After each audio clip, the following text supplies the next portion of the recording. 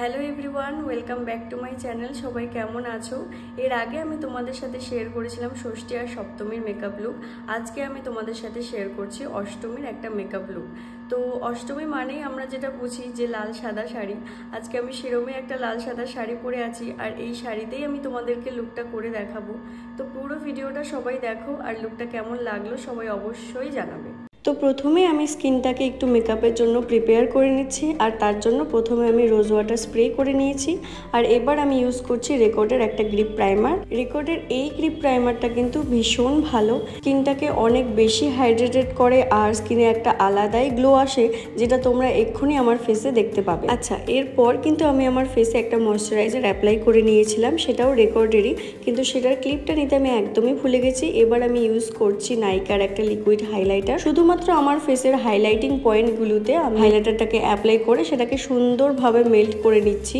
এটাকে ফেসে অ্যাপ্লাই করার সময় তোমাদের খেয়াল রাখতে হবে হাইলাইটারটা যেন পুরো ফেসে ছড়িয়ে না পড়ে, তাহলে কিন্তু ভীষণ চকচক করতে থাকবে। এরপর আমি এখানে কিউটি বিউটির একটা কনসিলার প্যালেট থেকে একদম ডার্ক কালারের একটা কনসিলার কালার নিয়ে আমার চোখের নিচে যে কালো দাগগুলো হয়ে আছে সেগুলোকে সুন্দর করে মেল্ট করে নিচ্ছি। এরপর আমি এখানে অ্যাপ্লাই করছি ফাউন্ডেশন। আমি রেকর্ডেরই একটা ফাউন্ডেশন এখানে অ্যাপ্লাই করছি।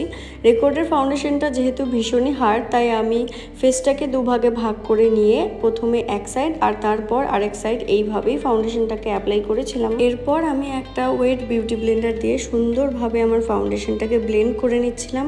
ব্লেন্ডারটা আমি অনেকক্ষণ আগেই জলে ভিজিয়ে রেখেছিলাম, আর তারপর সেটা থেকে সম্পূর্ণ জলটা ভালোভাবে নিংড়ে নিয়েছিলাম, আর তারপরেই এত সুন্দরভাবে এটা ব্লেন্ড হচ্ছে।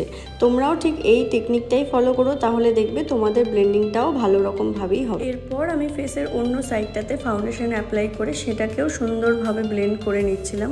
আর দেখো ব্লেন্ডটা কি সুন্দরভাবে হয়ে যাচ্ছে, একদমই একটা স্মুথ ফিনিশিং এসেছে, আর ভীষণ সুন্দর রকমভাবে ব্লেন্ডিংটা হয়েছে। এরপর প্যালেটে যেটুকু ফাউন্ডেশন বেঁচেছিল সেটাকে আমি একটা ব্লেন্ডিং ব্রাশের সাহায্যে নিয়ে আমার গলা এবং কানের মধ্যে সুন্দরভাবে ফাউন্ডেশনটাকে অ্যাপ্লাই করে নিচ্ছিলাম। তোমরাও যখন মেকআপ করবে তখন খেয়াল রাখবে ফেসের সাথে সাথে গলায় এবং কানেও কিন্তু তোমাদেরকে ফাউন্ডেশন অ্যাপ্লাই করতে হবে, নয়তো ফেস আর গলা ম্যাচ না করলে সেটা ভীষণই বাজে লাগবে দেখতে। এরপর আমি এখানে অ্যাপ্লাই করছি ক্রিম ব্লাশ, আর আমি রেকর্ডেরই একটা ক্রিম ব্লাশ এখানে অ্যাপ্লাই করছি। শেডটা আমি একটু হালকা ইউজ করেছি, আর দেখো কতটা স্মুথলি এটা ব্লেন্ড হয়ে গেছে।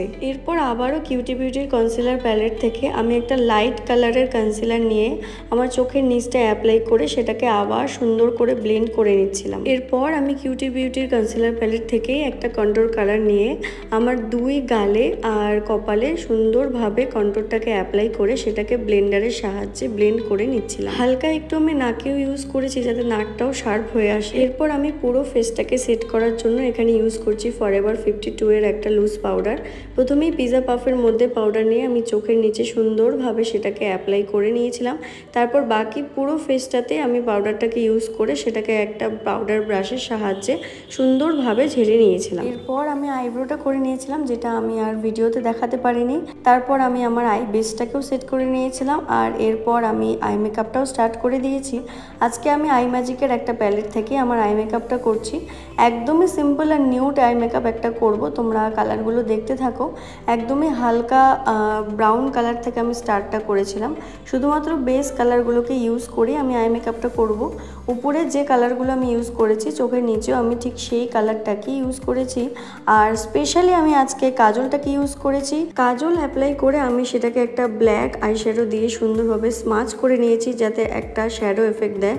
আর এই তো আমার আই মেকআপ ডান। এরপর আমি করব পাউডার কন্ট্রোর। আমি এখানে ফরএভার 52 এর একটা পাউডার কন্ট্রোর নিয়েছিলাম। এরপর কন্ট্রোর ব্রাশের সাহায্যে দুই গালে, জ লাইনে, কপালে সুন্দরভাবে পাউডার কন্ট্রোরটাকে আমি অ্যাপ্লাই করে নিয়েছিলাম। আর এরপর আমি নাকেও কন্ট্রোরটাকে অ্যাপ্লাই করেছি সেই সুন্দর শার্প ব্যাপারটাকে ফেসে আনার জন্য।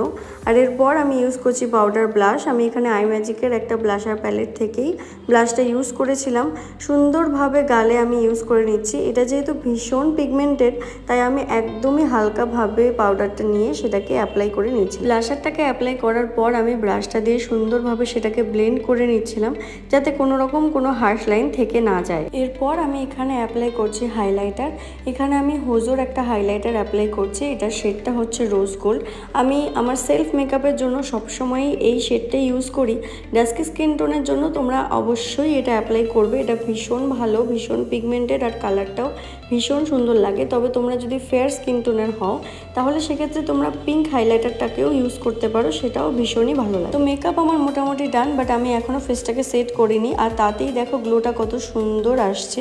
এরপর আমি রেকর্ডের একটা গ্রিপ স্প্রে দিয়ে আমার পুরো মেকআপটাকে সেট করে নিয়েছিলাম। আর এরপর আমি অ্যাপ্লাই করছি লিপস্টিক। এই দুটো শেডকে আমি সুন্দরভাবে মিক্স ম্যাচ করে এই শেডটা করেছি। লিপস্টিকের শেডটা তোমাদের কেমন লাগছে সেটা কিন্তু আমাকে জানাতে একদমই ভুলবে না। এরপর আমি আমার জুয়েলারিগুলোও পরে নিয়েছি। কানে আমি একটা সুন্দর ইয়াররিং পরে নিয়েছিলাম, আর এটা আমি স্পেশালি পুজোর জন্যই কিনেছি। গলাটা আমি ফাঁকাই রেখেছিলাম, কেননা আমার মনে হচ্ছিল গলায় কিছু পরলে সেটা একদমই অতিরিক্ত লাগবে। আর এই মেকআপ লুকটা কিন্তু তোমরা পুজোয় যে কোনো দিন ট্রাই করতে পারো, ভীষণ ভালো লাগবে।